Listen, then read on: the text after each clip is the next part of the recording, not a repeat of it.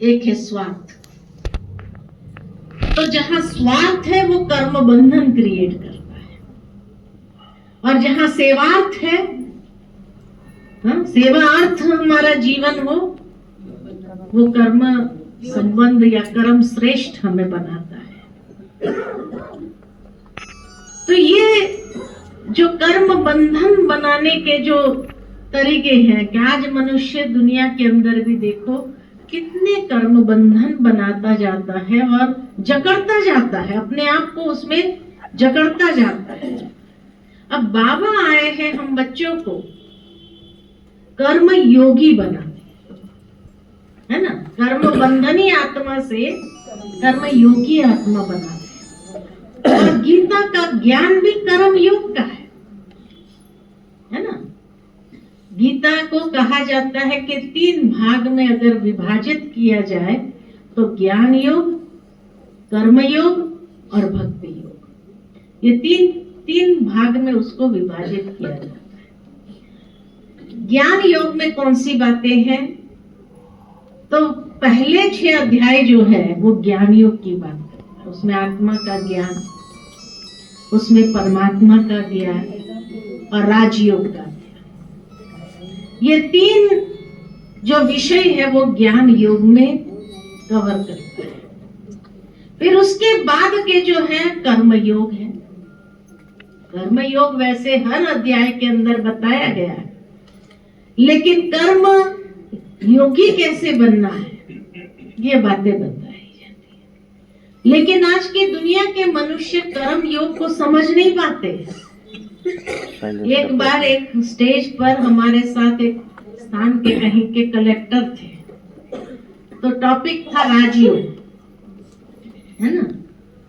तो भाई खड़े हुए, उसने कहा राजयोग से हमारा कोई मतलब नहीं, भगवान ने हमें कर्म योगी बनाया है, हम कर्म योगी हैं। फिर उसने उस कर्म योग को डिफाइन किया कि हमें जो कार्य मिला है भगवान के द्वारा उसको निष्ठा पूर्वक हम करते हैं। यही हमारा कर्म योग है कि हमारा कार्य निष्ठा पूर्वक करना, हमारी जो फैमिली है उसको बहुत अच्छे से संभालना, हमारे बाल बच्चे को अच्छे संस्कार देना, उनकी अच्छी परवरिश करना, ये हमारा कर्म योग है। देखो कितनी लिमिटेड सोच है। एक कलेक्टर होते हुए भी ऐसी सोच कि हमें भगवान ने जो परिवार दिया है उस परिवार की अच्छी परवरिश करना, ये हमारा कर्म योग है। या जिस कार्य क्षेत्र पर हम हैं वहां पर हमें निष्ठा पूर्वक, ईमानदारी पूर्वक चलना, ये हमारा कर्म योग है। जबकि गीता में इसको कर्म योग नहीं कहा गया है। कर्म योग का मतलब क्या है? बाबा ने जो हम बच्चों को बताया कि बच्चे तुम कर्म योगी हो।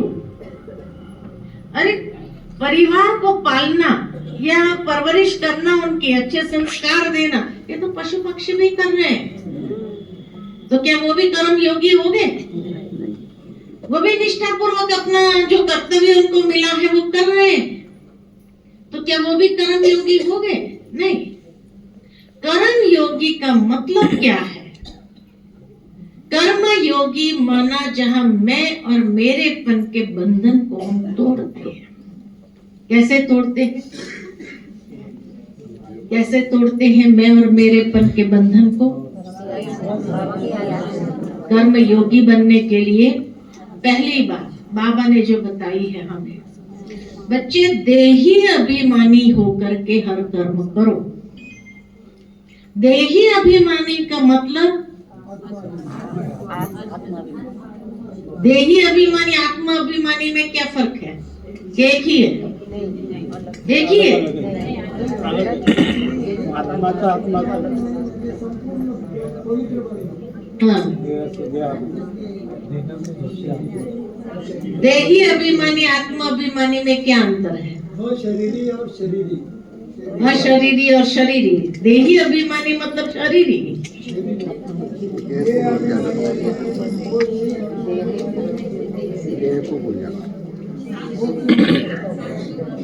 अच्छा, पहले क्या बनेंगे? देही अभिमानी बनेंगे, आत्मा अभिमानी बनेंगे।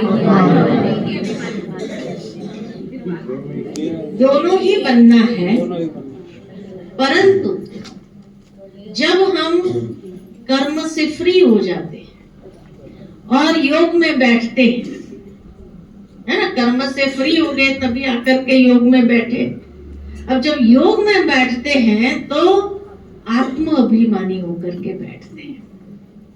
जहां हम ये कर्मेंद्रिय को समेट लेते हैं, कर्मेंद्रिय से कोई कर्म नहीं करना है, तो उस वक्त आत्म स्थिति में स्थित हो जाते हैं।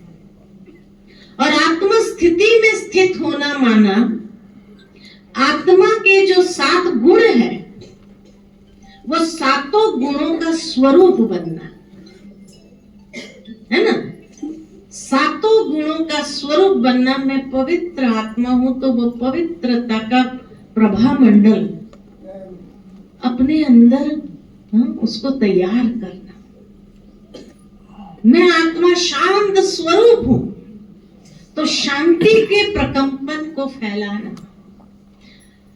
तो जहां आत्मा के 7 गुणों का स्वरूप बनते हैं तो उस प्रभा मंडल को तैयार करते हैं।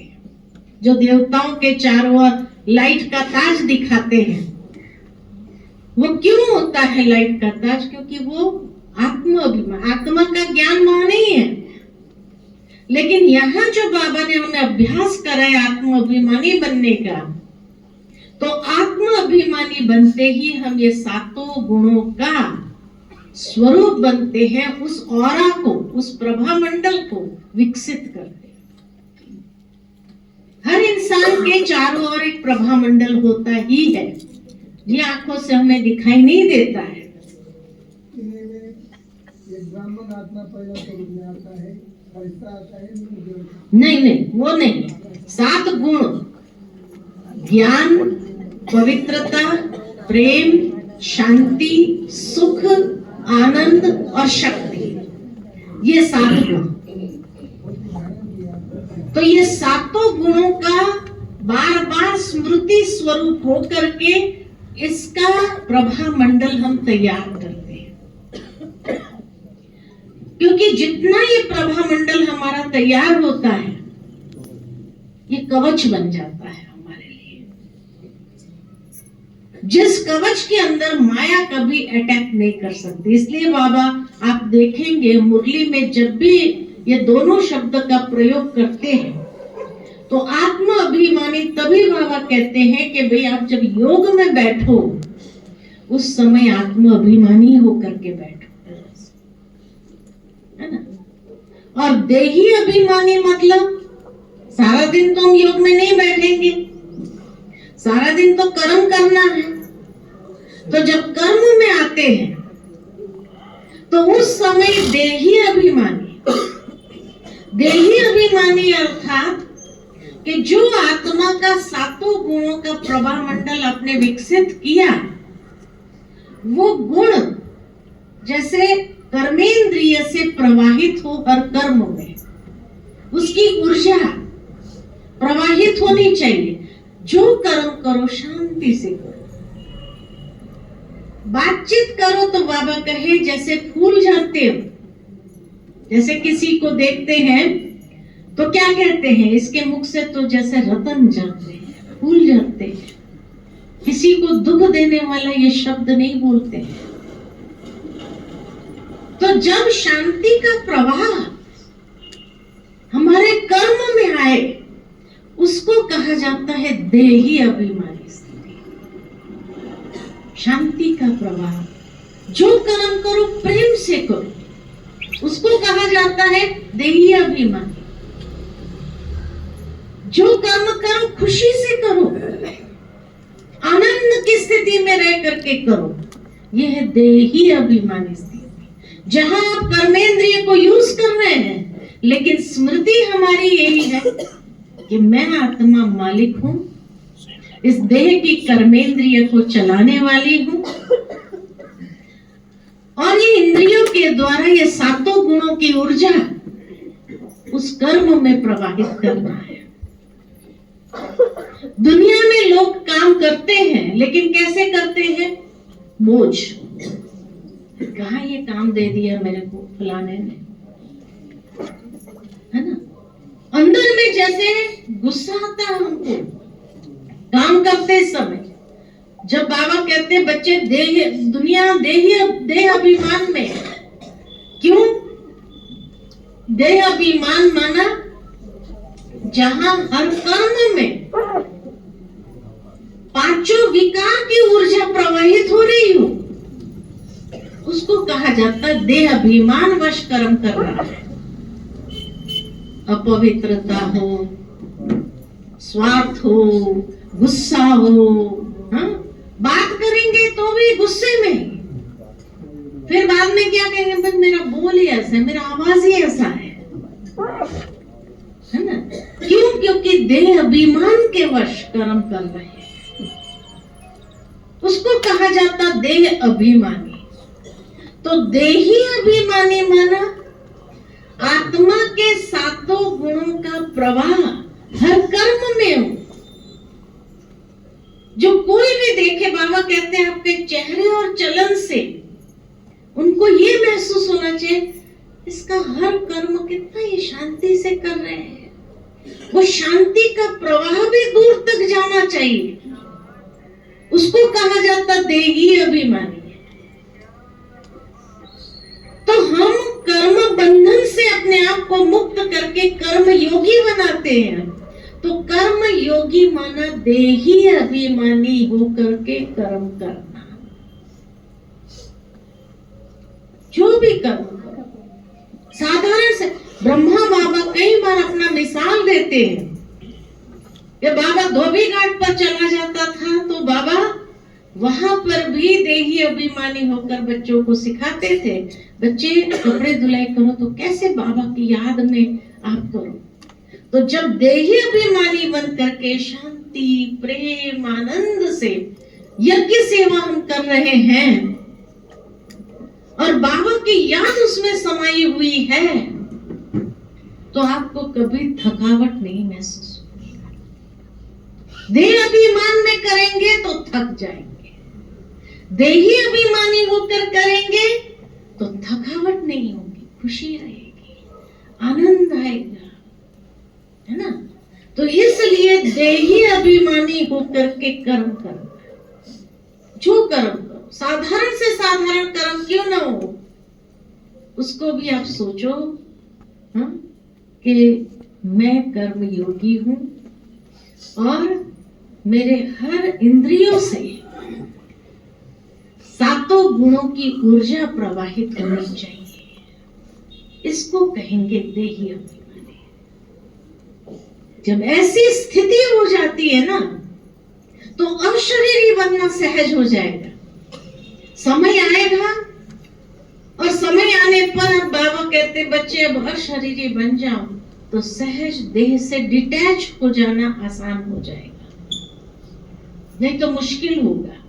देह अभिमान होकर के कर्म करते रहे, देह अभिमानी बनने का अभ्यास ही नहीं किया, तो अंत में शरीर छोड़ने में बहुत मुश्किल होगा, बहुत दर्द होगा, पीड़ा होगी।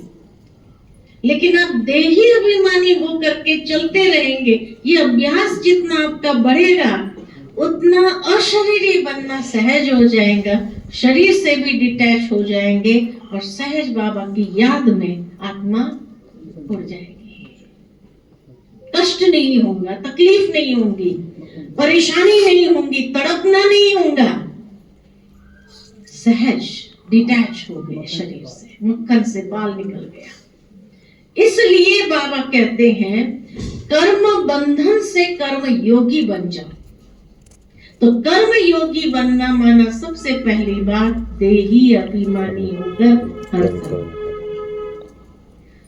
दूसरा कर्म योगी बनना माना करण करावनहार बाबा करा रहा है, मैं करणहार हूं, बाबा जैसे मुझे कहता है वैसे मैं कर रही हूं, सारा श्रेय बाबा को देना है ना। क्योंकि जब आप बाबा की याद में भाई करण करावनहार मेरे द्वारा करा रहा है, ये स्मृति रहेगी, तो उस समय फिर देह भान तो नहीं आएगा। कोई कहेंगे बहुत अच्छा काम किया आपने, क्योंकि जब बाबा की याद में करण करावनहार करा रहा है, ये स्मृति अगर रही तो वो कर्म में कभी कोई त्रुटि नहीं होगी, कोई मिस्टेक नहीं हो सकती है। बहुत अच्छा वो कर्म में कोई अगर गलती निकालना चाहे ना तो भी गलती नहीं निकल सकती है। और तब कहेंगे ये तो आपने परफेक्ट काम किया, इतना परफेक्ट कैसे कर लिया। तो जो परफेक्ट काम होगा, लोग महिमा करेंगे, तो उस समय आपके अंदर से निकलेगा थैंक्स बाबा, शुक्रिया बाबा, बाबा का शुक्रिया। इसको कहा जाता है कर्म योगी। कर्म करते हुए योग की जैसे कनेक्शन बाबा के साथ जुड़ा हुआ है, टूटे नहीं। तो अंदर से अगर कोई महिमा करे तो भी आप कहेंगे बाबा कराने वाला है ना, बाबा ने कराया। वैसे भी ब्राह्मण को कोई अगर महिमा करते हैं तो हर एक के मुख से बाबा करा रहा है, यही निकलता है ना, बाबा करा रहा है। मैंने किया ये थोड़ी आता है, करण करावनहार बाबा है, बाबा ने कराया। और उसमें हमें भी खुशी होती है, ये कहते हुए हमें खुशी होती है। देहाभिमानवश अगर हमने उस महिमा को स्वीकार कर लिया, हाँ मैंने किया, टाइट हो जाएंगे। और टाइट हो गया तो क्या होगा, बाबा की याद ही भूल गई और फिर परेशान हो जाएंगे। आज तो खुश हुए, कल किसी ने अगर गलती निकाल दी तो परेशान हो जाएंगे। इसलिए हर बार हर समय आप यही कहो करण करावनहार बाबा करा। यज्ञ की एक बात याद आती है कि बाबा एक बार दिल्ली गए थे, साकार बाबा।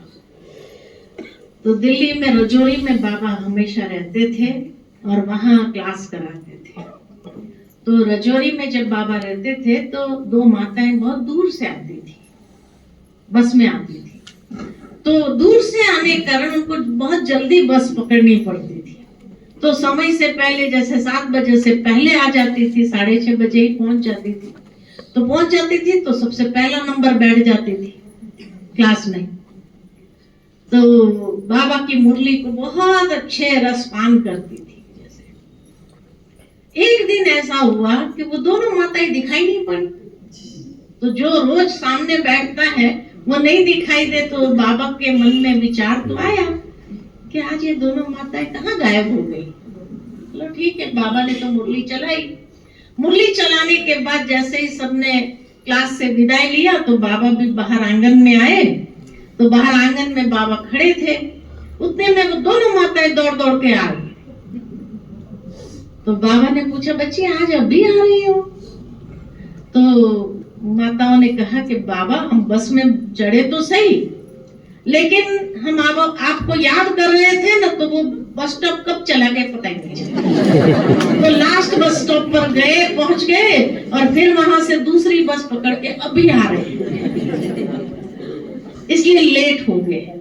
तो बाबा ने कहा, बच्ची अगर बाबा की याद में होती थी ना तो बस स्टॉप जाता ही नहीं। उसी वक्त बाबा की टचिंग होती थी, बच्चे उतर जाओ, टाइम बस स्टॉप आ गया। लेकिन तुम्हारे मन में किसी और की याद होगी, बाबा की याद नहीं थी। बाबा पकड़ लेता था बच्चों को, समझा?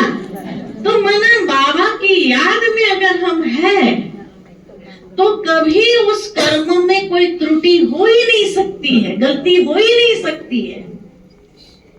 अगर गलती हुई माना बाबा की याद नहीं थी, या तो देहधारियों की याद होगी या कोई कारोबार की याद होगी, तभी गलती होती है। बाबा की याद हो तो कभी गलती नहीं। तो इसीलिए रोज वो दोनों माताएं दौड़ दौड़ के आ जाती थी। बाबा की मुरली सुनने जाना, बाबा की बाबा बाबा बाबा रहता था। उस दिन कोई देहधारी की याद में बैठी थी,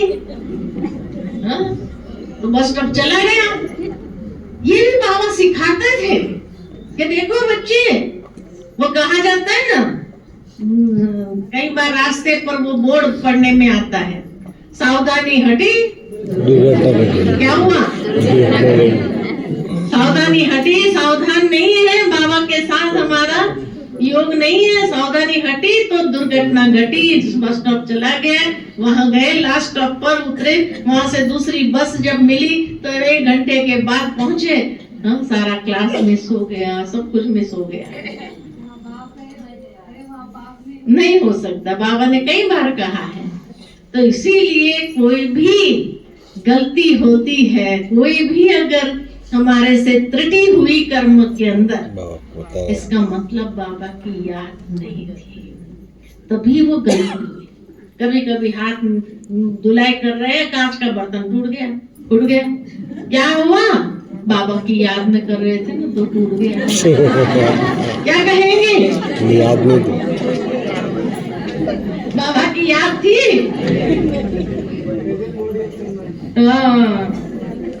बाबा की याद नहीं थी, बाबा की याद होती थी तो टूटता ही नहीं था। तो इसीलिए कर्म योगी बनना माना देही अभिमानी होकर कर्म करना। कर्म योगी बनना माना बाबा की याद में कर्म करावन हर करा रहा है, मैं निमित्त हूँ, निमित्त भाव ले आना बाबा करा रहा है। हर वक्त ये स्मृति रहे बाबा करा रहा है, तब कहेंगे हाँ कर्म योगी है ये। तीसरा कर्म योगी माना कर्मेंद्रिय के ऊपर संपूर्ण अधिकार हो, कर्मेंद्रिय के अधीन होकर के कर्म नहीं करना, कर्मेंद्रिय पर अधिकार हो और हर कर्मेंद्रिय को मालिक बनकर के चलाना। ये नहीं कर्मेंद्रिय के अधीन हो गए। बीच में कहीं गई थी मैं, तो एक भाई प्रवचन कर रहा था, मेरे पहले ही वो भाई प्रवचन कर रहा था, तो कह रहे थे कि भाई बहनों में माताओं में मोटापा ज्यादा है, भाइयों में इतना नहीं होता। उसके ऊपर वो बोल रहा था, मैं भी सुन रही थी। तो कह रहे माताएं है ना, हर चीज में चकती रहती है, तो बढ़ता जाता है फिर उनका। मैंने मन में सोचा ऐसा तो नहीं होता है, बाबा के घर में तो कोई चकता नहीं रहता, बाबा को भोग लगाते हैं पहले, है ना, भोग लगाया जाता है। खैर उसने अपनी बुद्धि से जो बोला है ना, भावार्थी के अधीनता में अधिकारीपन बाबा की याद में, तो परफेक्ट बनेगा खाना भी, आपको टेस्ट करना नहीं पड़ेगा। बाबा की याद में बनाएंगे परफेक्ट ही बनेगा, हर बात में स्वाद सही होगा। लेकिन जिनको बाबा की याद नहीं है, डाउट आता है, तो उसको बार बार चखना भी पड़ता होगा। भोग लगाते नहीं, फिर झूठा हो गए तो भोग कैसे लगाएंगे, है ना, इसलिए भोग नहीं लगाते हैं। तो इसीलिए बाबा की याद में बनाना तो कर्मेंद्रिय के अधीनता लो। कई बार कई लोगों की ये जीवा कंट्रोल में नहीं रहती है ना, खाने का शौक जिसको ज्यादा होता है वो ज्ञान मार्ग में इसीलिए चल नहीं पाते कि ज्ञान मार्ग में खाना ही बंद हो जाएगा बाहर का, इसलिए चल नहीं पाते। भाई यहाँ के नियम बड़े कड़े हैं, मैं तो खाना छोड़ नहीं सकता हूँ। बाबा के घर में मुझे याद आता है, मधुबन में हर प्रकार के समाचार तो आते रहते चारों तरफ से, तो पता चलता है कि देखो क्या अधीनता करा दी है। तो एक माता थी, बाबा का भंडारा बहुत अच्छे से संभालती थी, और भंडारा उसका खाने में हाथ का जो टेस्ट होता था ना, उसको कभी चखना नहीं पड़ता था, लेकिन इतना अच्छा ब्रह्मा भोजन बनाती थी हमेशा। लेकिन उसके अंदर एक ही आसक्ति थी, और उसको पानी पूरी खाने का, खिलाने का शौक जिसको होता है ना, उसको खाने का भी शौक होता है। तो उसको खाने का शौक था, तो जिह्वा के अधीन थी। तो उसको बीमारी आई, उसको 3 लड़के थे, 3 बहू थे, लेकिन किसी के हाथ का खाना नहीं खाती थी, अपना हाथ से ही बनाती थी, और या तो बाबा के घर में बनाती थी और खाती थी। फिर जब बीमार पड़ी हॉस्पिटल में तो बहनों को पता चला, तो बहनों ने कहा चलो टिफिन ले जाते हैं, माता जी किसी के हाथ का तो खाएगी नहीं, उसकी बहू आएगी लेकिन खाएगी नहीं। तो बहन ने टिफिन लेकर के गई उसके लिए, टिफिन खिलाया उसको।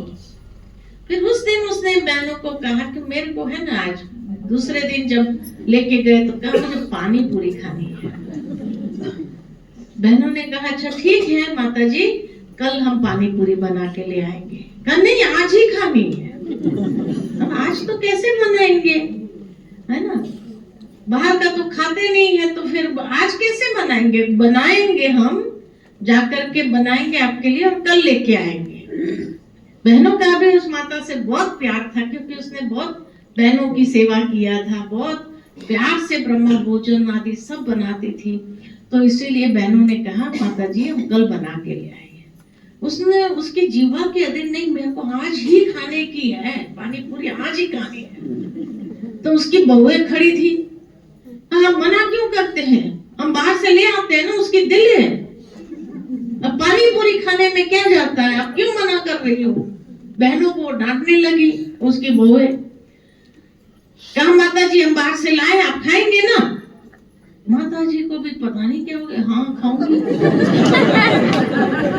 अब जो है बहनें देखती रही, ये क्या कर रही है माता जी, हाँ कर रही है, जिंदगी भर नहीं खाया और आज ठेले पर से ला करके बहुएं खिला रही है और कहती है मैं खाऊंगी, बस मेरे को बहुत मन हुआ है। इसलिए बाबा कहते हैं आसक्ति चीज ऐसी है जो अंत मते सो गति क्या कराती है ना।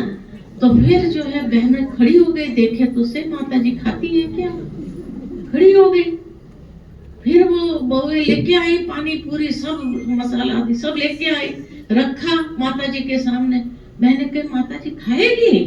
हाँ खाऊंगी। तो मैंने तो देखती रही माता कैसे खाएंगी, जिंदगी भर किसी के हाथ का नहीं खा, आज कैसे तैयार हो गई है खाने के लिए।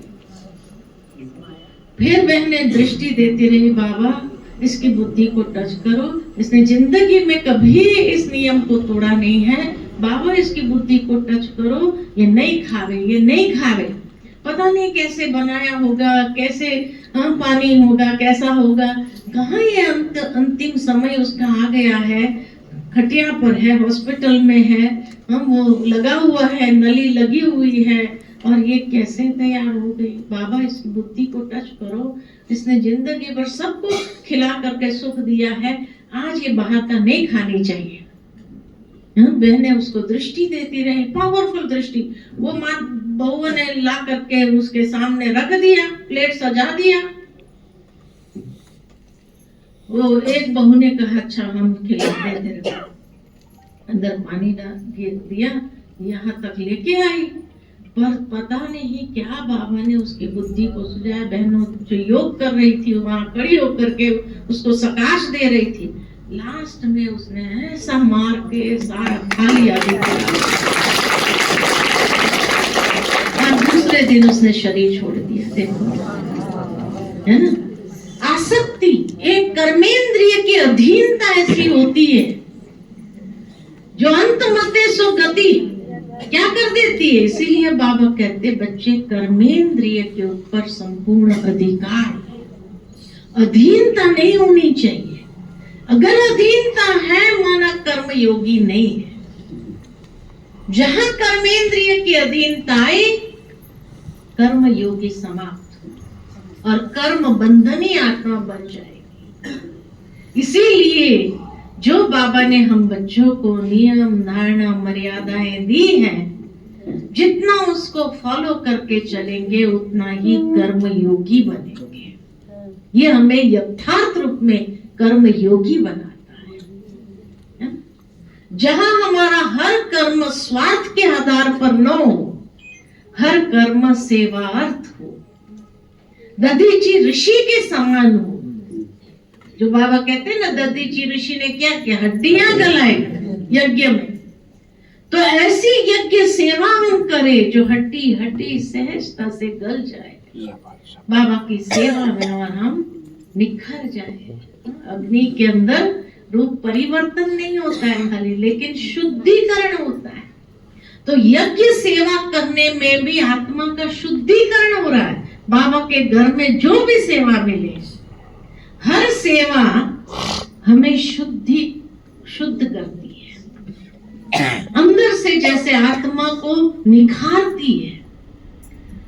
ये पतित तमो प्रधान हड्डियां जो बनी हुई है, पर वो भी जैसे गल जाती है और जैसे नई हड्डियां हमारी सतो प्रधान हड्डियां बनने लगती है ना। मुझे याद है कि मैं जब सेंटर पर गई तो मेरे को ड्यूटी दिया, तुम्हें झाड़ू पोछा करना है, बाथरूम साफ करना है ना। घर में हमने कभी किया ही नहीं, विदेश में हमने कभी किया ही नहीं, तो क्या करें, तो भाई ये ड्यूटी है। मैंने कहा ठीक है, कोई बात नहीं। गुलजार दादी, उस समय दादी का ऑपरेशन हुआ था, तो मेरे को बहन जी ने कहा दादी को कोई इन्फेक्शन नहीं होना चाहिए, तुम झाड़ू पोछा करना, किसी सर्वेंट को ऊपर नहीं ले जाना, तुम ही करना है, तुमको ही करना है, और डेटॉल डाल करके अच्छी तरह से करना ताकि कोई भी इन्फेक्शन दादी को नहीं लगना चाहिए।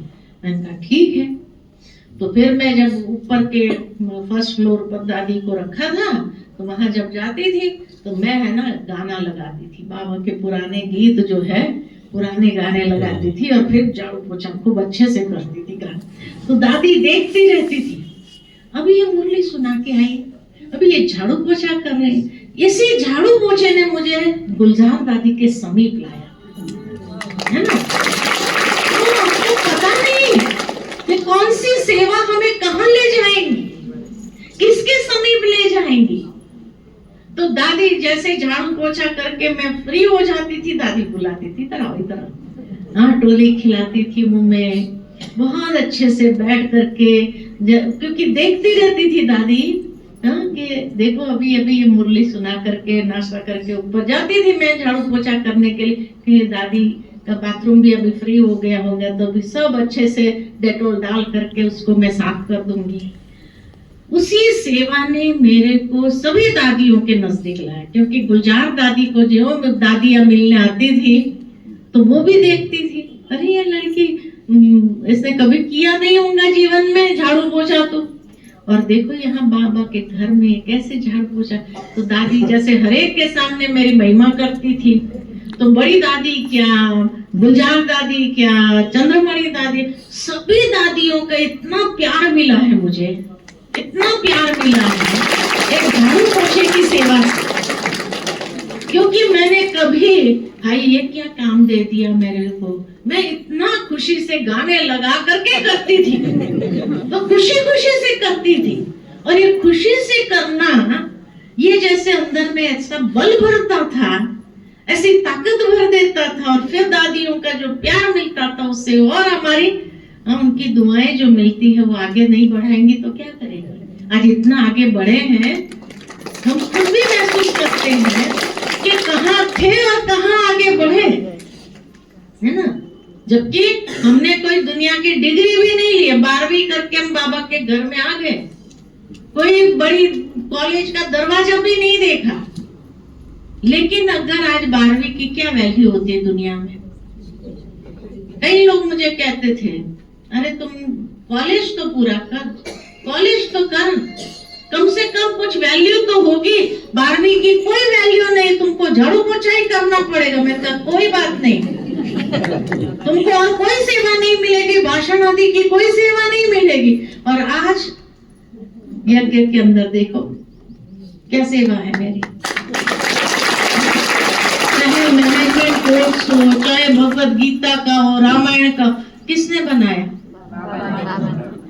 और कैसे बने। दादियों की जो सेवा है ना, इतना प्यार से जो हमने सेवा किया, उनकी जो दुआएं हैं वो दुआएं लगी है कि आज इस जीवन में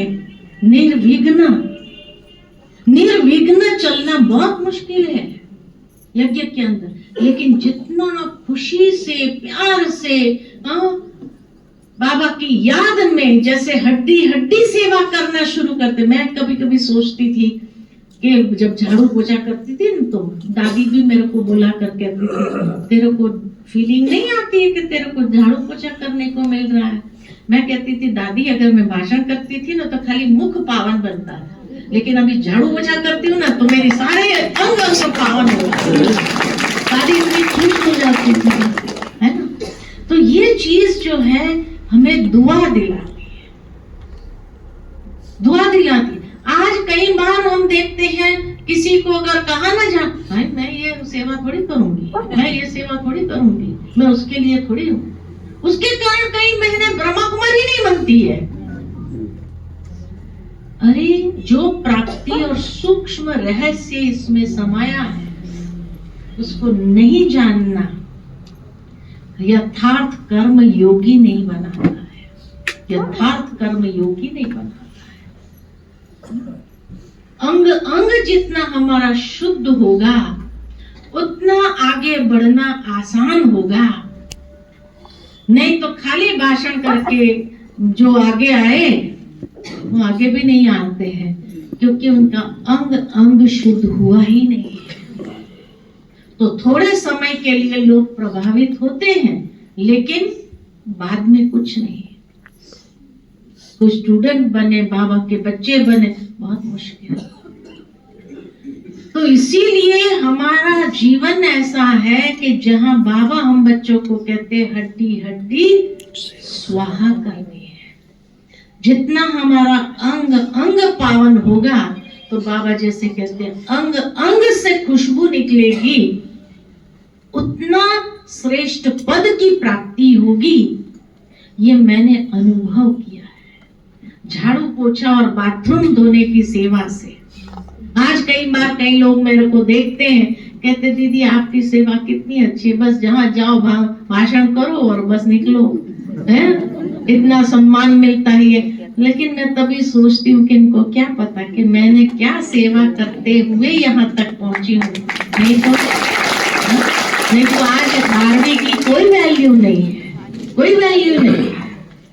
लेकिन अगर ये सम्मान मिल रहा है तो ये दादियों की दुआएं हैं। और क्योंकि मैंने यज्ञ में कभी कोई सेवा को बड़ी सेवा छोटी सेवा समझा ही नहीं है, और हर प्रकार की सेवा करते हुए मैंने अपने आप को निखारा है। ये मैंने जब महसूस किया अपने जीवन के अंदर, वाह बाबा वाह कि तुमने उस समय भी मेरे को ये बुद्धि दिया, मैंने नेगेटिव नहीं सोचा। बाबा ने इतनी अच्छी बुद्धि दिया कि हमेशा पॉजिटिव सोच करके आगे बढ़ते चलो। जैसे रास्ता खुलता गया, सिम सिम दरवाजा खुल जा, सिम सिम दरवाजा खुल जा और आगे बढ़े। आज लोग देखते हैं अरे बहन जी का कितना अच्छा है, बस भाषण किया, गीता सुनाई, हम भी करें ऐसा, हम भी ऐसा जिए। लेकिन क्या किया हमने वो थोड़ी जानते हैं कि कैसे कैसे कैसे कैसे कैसे कितने पड़ाव हमने पार किए हैं, तब जाकर के आज यहाँ पहुंचे हैं। नहीं तो नहीं पहुंच सकता है कोई भी। तो इसीलिए जीवन के अंदर अंग अंग को खुशबूदार बनाओ, पावन बनाओ, दधीची ऋषि समान बनो, तब जाकर के देखो बाबा फिर कैसे आपके द्वारा सेवा कराता है ना। ये भी वरदान है बाबा का वरदान को, दादियों का वरदान है। बड़ी दादी जब शरीर छोड़ने से एक सप्ताह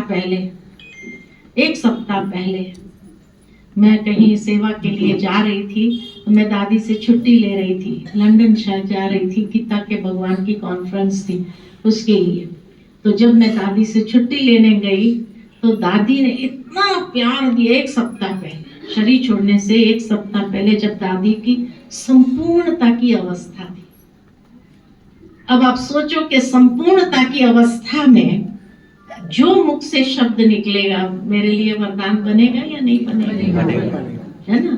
संपूर्णता की स्थिति में दादी ने उस वक्त यही कहा, आज यज्ञ की नंबर 1 स्पीकर हो। जबकि 2007 में ये वरदान दिया था, 2007 में ये वरदान दिया था कि आज यज्ञ की नंबर 1 स्पीकर तुम हो और जाकर के बस गीता के भगवान को सिद्ध करो। ये दादी के संपूर्णता के एक सप्ताह पहले के महावाक्य है। तो तब मेरे को आता है कि ये दादियों की दुआएं ऐसे थोड़ी मिलती है ना। हमेशा हाजी का पाठ, कभी कोई भी सेवा के लिए टेस्ट पेपर कहीं आए, टेस्ट पेपर कितने भी आए, लेकिन हर सेवा के लिए हाजी हाजी हाजी करोगे, हाजी। बहनें भी जानती थी इसको कोई भी सेवा करो कहो ये नाजी नहीं करेगी, हाजी ही करेगी। ये मंत्र पक्का किया था। क्यों? क्योंकि मैंने इस रहस्य को समझा था, ना करना माना नास्तिक, हाँ करना माना आस्तिक। जो आस्तिक होता है उसको भगवान भी प्यार करता है और उसको भगवान भी आगे बढ़ाता है। उसको कहा जाता है कर्मयोगी। ये कर्मयोगी हमें बनना है कि जहां हमारे अंग अंग से सेवा होनी चाहिए। एक अंग खाली नहीं, एक खाली मुख पावन नहीं बनना चाहिए, अंग अंग पावन होना चाहिए। इसलिए जो सेवा मिले, देह अभिमान को गलाने के लिए बाबा टेस्ट पेपर लेता है, कहेगा देखे तो सही अभी इसको बाथरूम सफाई दो, है ना। मैं बाथरूम, एक जगह हमको मकान मिला था, पता नहीं जो पहले रहे थे उस मकान के अंदर इतना गंदा करके रखा था, इतना गंदा करके रखा था कि उस बाथरूम में कोई जा नहीं सकता है। मेरे को बहन जी ने कहा ये बाथरूम तेरे को साफ करना है। मैंने कहा ठीक है। मैंने मुख पर पट्टी बांध लिया, बांस पहले तो उसको ऐसे डाल करके साफ किया, लेकिन जो अंदर मैल भर गया था और किराया का मकान उसको तोड़ करके बनाना, माना पैसा डालना ये तो नहीं, तो अच्छे से धोना है। तो ये ब्रश करने वाला ब्रश आता है, वो ब्रश से एसिड में डाल डाल करके उसकी जो किनारी आती है, हाँ, दो टाइल के बीच में जो किनारी, और उस जमाने में तो छोटी छोटी टाइलें होती थी, एक एक किनारी को ऐसे ब्रश से धुलाई करके आधा दिन एक बाथरूम सफाई करने में लगाया। लेकिन जब बहन जी ने देखा, बहन जी कहती मैं जानती थी तुमको देती थी ना, तुम ही ऐसा अच्छा साफ कर सकते, दूसरा कोई नहीं, इतना प्यार से कोई करेगा नहीं, ये मैं जानती थी तुम ही कर सकती हो, इसीलिए तेरे को। और वो चीज ने मेरे को हमेशा बहनों के, बड़ी बहनों के जैसे समीप रखा, हमेशा उनका विश्वास मेरे में बना, इसको कोई भी काम दो ये परफेक्ट करेगी। तो बाबा की याद में कोई काम छोटा बड़ा नहीं होता है, बाबा के घर में कोई काम छोटा बड़ा नहीं होता है, लेकिन हर बार बाबा हमें ये टेस्ट लेता है कि देखो देह अभिमान आता है नहीं आता है, देह अभिमान आता है नहीं आता है। और जब उस देह अभिमान को भी हमने चैलेंज कर दिया और कर दिया, तो देखो बाबा कैसे आगे बढ़ाता है। इसीलिए ऐसे ही नहीं बढ़े आगे जीवन में, कहा ना बहुत पापड़ बेलना पड़ता है, तब जाकर के इतना आगे बढ़ सकते हैं। कैसे घर में कभी कोई काम नहीं किया, लेकिन बाबा के घर में हमने सब काम किया है, हर प्रकार का काम किया है। कोई सेवा ऐसी नहीं जो मैं कहूं कि ये सेवा मेरे से नहीं होती है। तब बाबा ने इतना आगे बढ़ाया है। मैं खुद कभी कभी हैरान होती हूँ कि बाबा ने कैसे मेरे को आगे बढ़ाया है, लेकिन उस सीक्रेट को तभी कि जब आज्ञाकारी बन करके चलो, श्रीमत का हाथ पकड़ करके चलो, तो बाबा की भी दुआएं हमें प्राप्त होती ही है। कभी कभी मैं ये भी सोचती हूँ कि क्या अगर शादी करके घर जाकर के बसाते तो क्या अपने घर में बाथरूम सफाई नहीं करते थे? नहीं करते थे, करना ही पड़ता था, अपना घर है करना ही पड़ता था। तो बाबा के घर में करने में हमको क्यों देह अभिमान आता है? ये अपना घर नहीं है क्या? तो कई बहनों को मैं ये देखती हूँ, अरे ये सेवा के लिए हम आए हैं क्या? अरे तुम अपने घर में होती थी तो नहीं करती थी क्या? गंदे बाथरूम में जाती थी क्या? धोती थी ना वहां पर। तो यहाँ बाबा के घर में तेरे को क्यों इतना देह अभिमान आ रहा है? वो ब्रह्मा कुमारी कभी बन नहीं सकती है, क्योंकि वो दुआएं लेना जानती नहीं है। इसीलिए आज देखा जाता है कई कन्याएं समर्पित होना नहीं चाहती है, हम नौकरी करेंगे। अरे नौकरी करेंगे, जहां तुम रूम लेंगे तो गंदे रूम में रहेंगे क्या? झाड़ू पोछा करना पड़ेगा? नहीं करना पड़ेगा। या नौकरी करने वाले को खाली भाषण ही मिलेगा? क्या मिलेगा? भाषण भी नहीं मिलेगा। घर में तुम अपना झाड़ू पोछा ही करो, अपने घर तो साफ रखेगी। शादी करेगी तो वहां भी झाड़ू पोछा तो करना पड़ेगा? नहीं करना पड़ेगा? बाथरूम साफ करना पड़ेगा? नहीं कि गंदे बाथरूम में ही जाएंगे? क्या करेंगी कन्याएं? तो बाबा के घर में तो और ही हमारी हड्डी हड्डी पावन होती है, खुशबू आती है उसमें से। कभी आपको जीवन के अंदर हमेशा याद रखना, बाबा के घर की सेवा में हमारा पुण्य का खाता जमा होता है। घर में जो आपने अगर बाथरूम भी धोया तो उससे पुण्य जमा नहीं होता है, उससे पुण्य जमा नहीं होता। तो कर्म योगी बनना माना ही कर्मेंद्रिय की अधीनता न हो, कर्मेंद्रिय के ऊपर अधिकार हो और हमेशा आसक्ति न हो कोई कर्म के अंदर, ये चाहिए वो चाहिए वो चाहिए। तो भाग्य में होगा अपने आप चल करके आएगा, भाग्य में होगा अपने आप। और भाग्य में नहीं है तो कोई ताकत नहीं जो दिला सके। और ये संकल्प विकल्प चला चला करके बुद्धि क्या हो जाएगी? शक्ति क्षीण हो जाएगी, आत्मा की ताकत कम हो जाएगी। इसीलिए अनासक्त वृत्ति रखो, जो आपके भाग्य में होगा अपने आप चल करके आपके पास आएगा। ये भी मैंने अनुभव किया है। इच्छा रखेंगे तो नहीं मिलेगा। मेरे जीवन में एक ही इच्छा मेरे को रहती थी, ये भी बता देती हूँ। कौन सी इच्छा थी पता है? कौन सी इच्छा थी? जो बाबा कई बार मना करता है मुरली के अंदर, वो इच्छा नहीं रखनी चाहिए, लेकिन मेरे को इच्छा रहती थी। हाँ, मेरे को हमेशा इच्छा रहती थी कि हाँ एक बार साक्षात्कार हो जाए, एक बार बाबा ध्यान में जरूर बुलाए, ये इच्छा रहती थी। फिर बाद में ये इच्छा भी छोड़ दिया, है ना, कि अपने भाग्य में होगा तो ये भी बाबा पूरा करेगा ही करेगा, आज नहीं तो कल करेगा, अंतिम समय करेगा। क्यों इच्छा?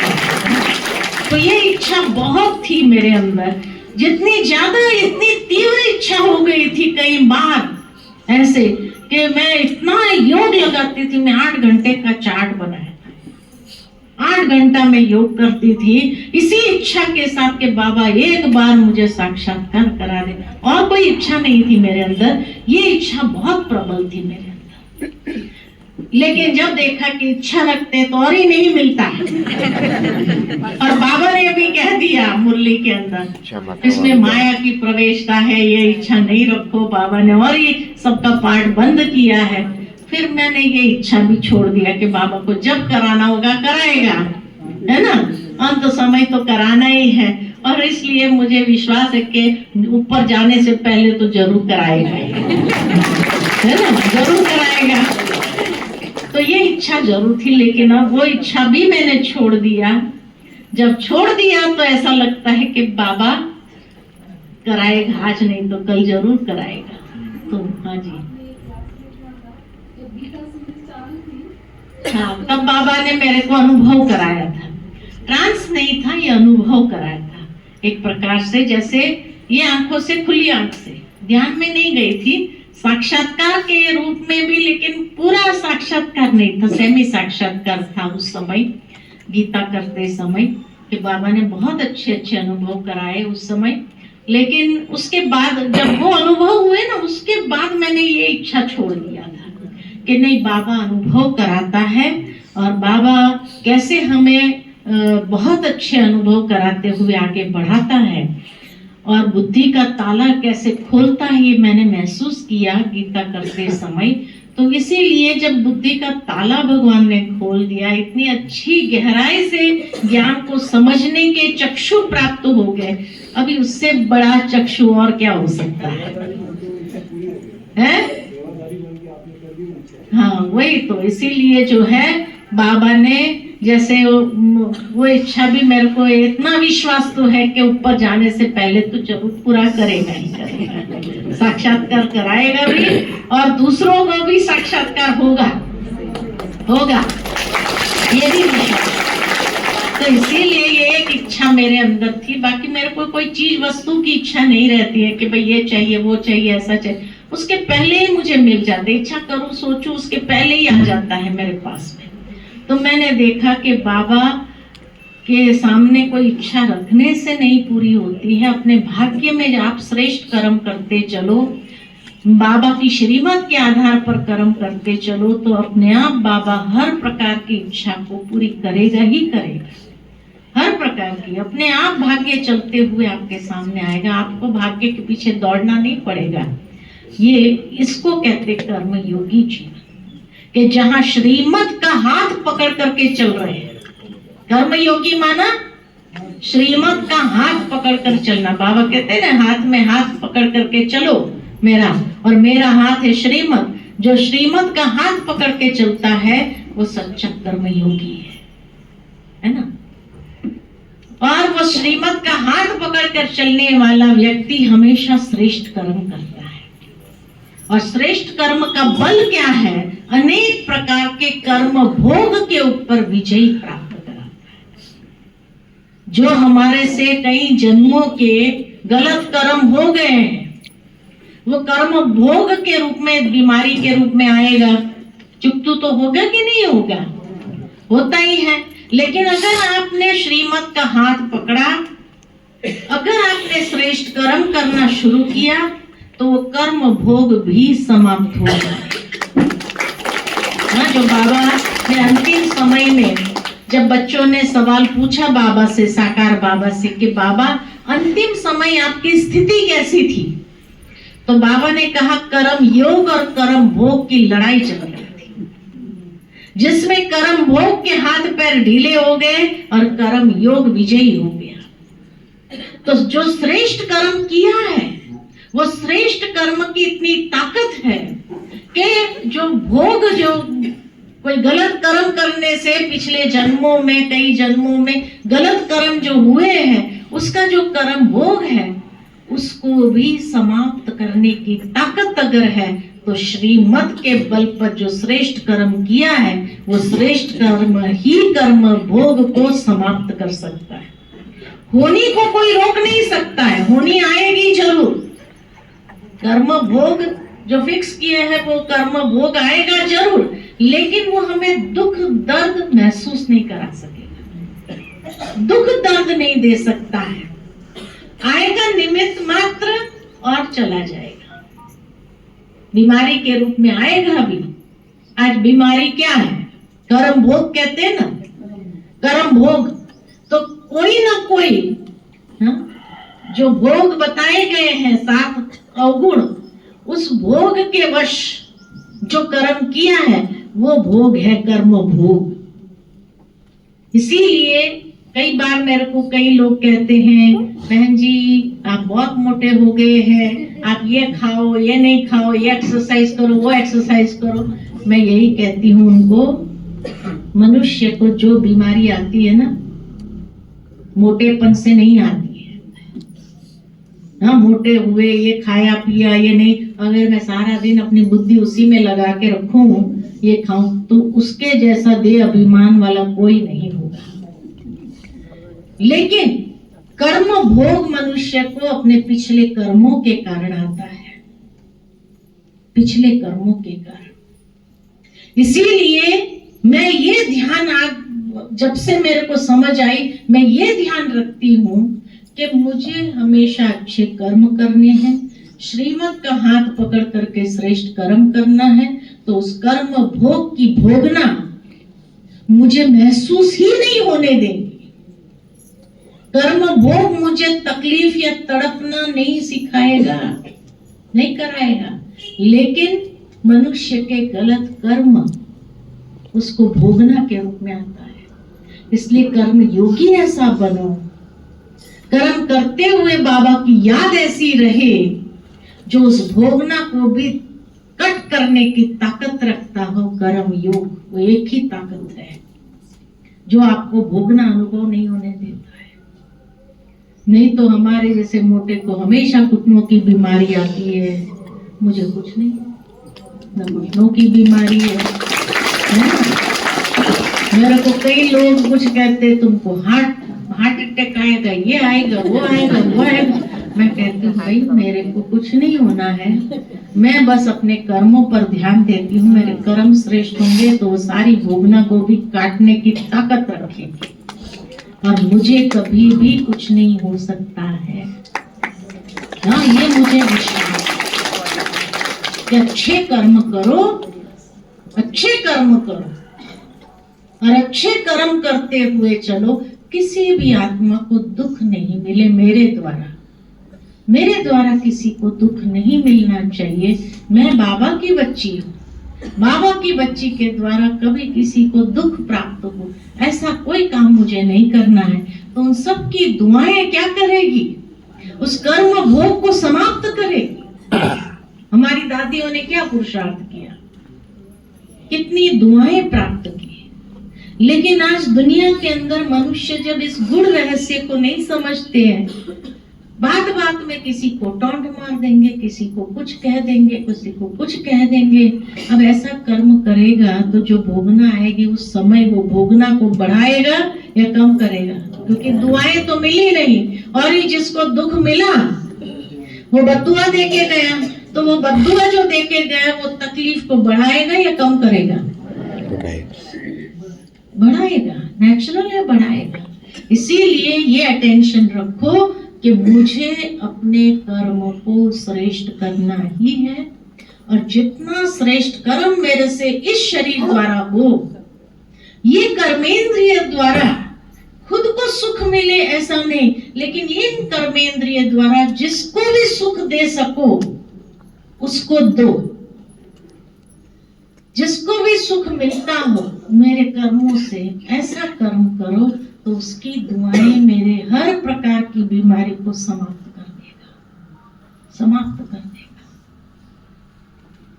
और इसीलिए बाबा हमेशा हम बच्चों को कहते हैं कि बच्चे तुम अपने कर्मों पर ध्यान, कर्मों पर। कभी भी कोई भी मुरली आप देखेंगे ना, कर्म की बात जरूर आएगी। हमेशा बाबा कहते बच्चे श्रेष्ठ कर्म करो। आज भी बाबा ने कहा योग बल पाप कर्मों को दग्ध करेगा, योग बल हमारे विकर्मों को दग्ध करेगा, योग बल से ही आत्मा पावन बनेगी। तो हम अच्छे कर्म करते चले ना, यही हमारा योग बल अच्छा रखेगा, योग बल जमा करेगा। अगर हम अच्छे कर्म नहीं करते हैं, पल पल में हमारे द्वारा किसी न किसी को दुख मिलता हो, कुछ न कुछ ऐसी बातें हो जाती हो जो उसके अंदर से आता है, कहाँ ही आ गया मेरे सामने, है ना? ऐसे जो हमारे प्रति वाइब्रेशन रिलीज करे, वो वाइब्रेशन आखिर में हमें क्या करेगा? परेशानी बढ़ाएगा।